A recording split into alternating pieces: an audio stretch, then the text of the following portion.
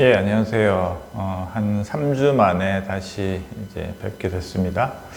지난번 제가 이제 독일 가기 전에 좀 찍었고, 그때 좀 아무래도 좀 이렇게 시장 상황이 조금 찜찜하다고 했는데, 제가 이제 연휴 추석 뭐 전후로 해서 어쨌든 연휴 직후에도 좀 뭐 되게 뭐 금리가 많이 상승하고 그러면서 좀 뭐 분위기가 좋지는 않게 좀 흘러갔다가 이제 제가 이제 돌아오는 귀국길에서 보니까는 이제 이스라엘 사태가 이제 좀 터졌습니다. 그래서 그것 때문에 일단 오히려 금리가 많이 급등하던 금리가 뭐 안전자산 선호 현상 그런 걸 해서 뭐 다시 이제 좀 하락세로 좀 빠르게 다시 좀 어떤 좀 반전의 계기가 금리는 좀 된 거는 같기는 한데요. 그런데 좀 지금 뭐 그보다는 이제 새로운 변수를 우리가 어떻게 향후 이제 이걸 소화해 나갈 것인가에 대해서 좀 생각해 볼 필요가 있는 것 같습니다. 뭐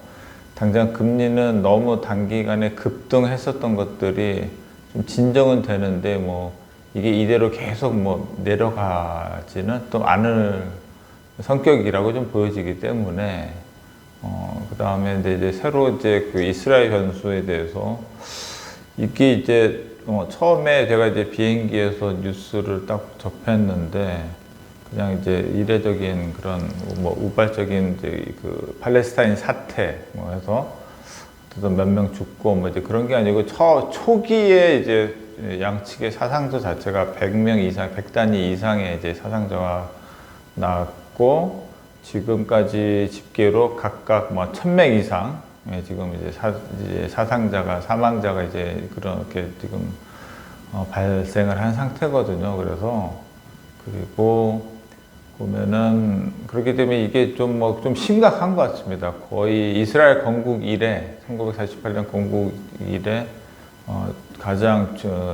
최대의 위기를 맞고 있는 그런 상황 정도로 이제 심각하게 상태가 좀 진행이 되는 것 같고 있고 그리고 처음에는 이제 어떻게 많이 이렇게 관측을 하기를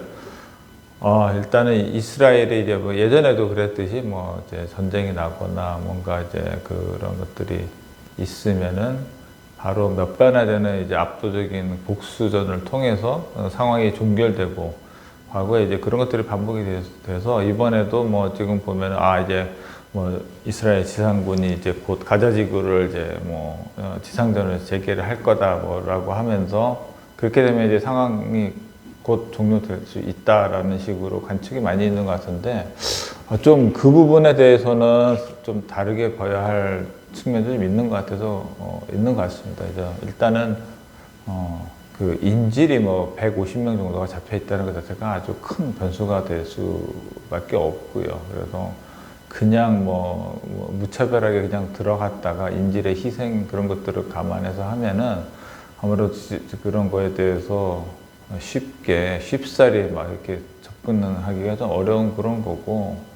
그다음에 그거보다 더 중요한 거는 어떻게 보면은 이제 팔레스타인에서 이번에 그렇게 대대적인 공격을 이제 하게 된 어떤 배경, 그다음에 오랫동안 많이 준비를 해온 것 같고, 그리고 이번에 이제 그렇게 많이 준비를 해서 정말 어쨌든 팔레스타인 입장에서는 소기의 성과를 이제 거둔 거라 보여지고요. 그다음에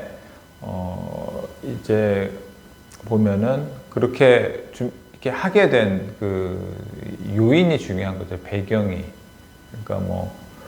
어제 오늘의 이제 일은 아니지만 이렇게 대대적으로 감행할 수 있었던 그런 배경이 되면 어쨌든 최근에 뭐 우크라이나 사태와 그 다음에 최근에 그 이후에 중동 지역의 어떤 지정학적인 지형의 변화가 이제 있다는 거죠. 어쨌든 그런 힘의 어떤 균형이 깨지고 있고 그쪽 지역에서 미국의 어쨌든 위상이나 입김이 과거 같지 않고 그러다 보면 어쨌든 이스라엘은 미국에 많이 의존을 해야 되는 상황인데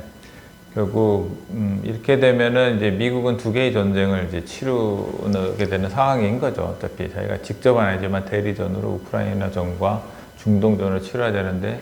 이게 뭐 확산이 더 크게 되면 될수록 사실은 오히려 더 부담스러운 거는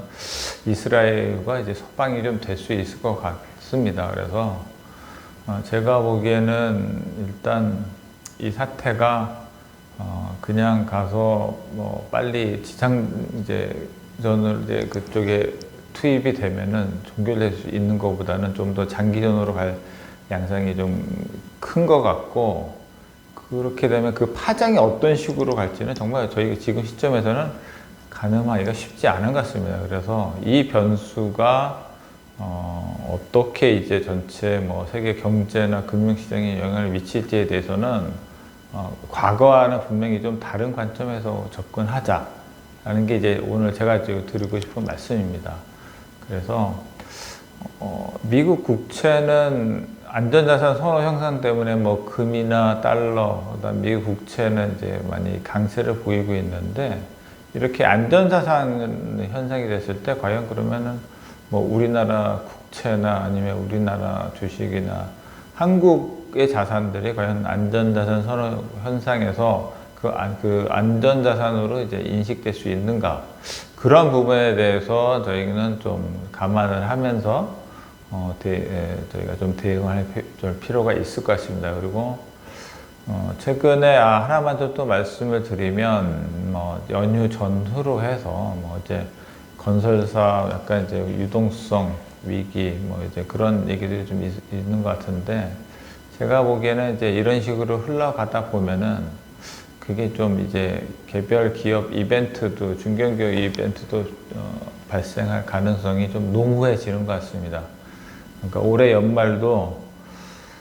작년에 이제 레고랜드 사태 때문에 좀 홍역을 치렀는데, 어쨌든 그거랑 뭐 양상이나 원인과 뭐 그런 것들이 전개가 조금 다를 수 있지만, 올 연말도 좀 이렇게